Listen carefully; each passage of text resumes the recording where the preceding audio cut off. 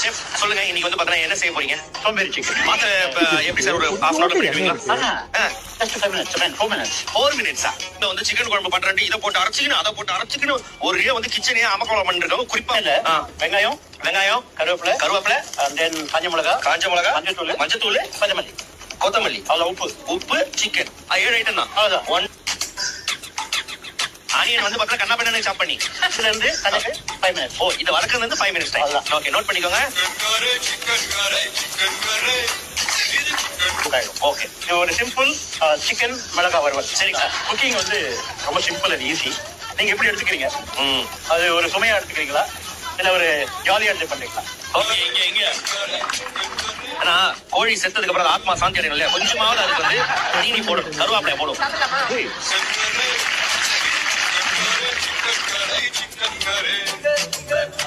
சூப்பரா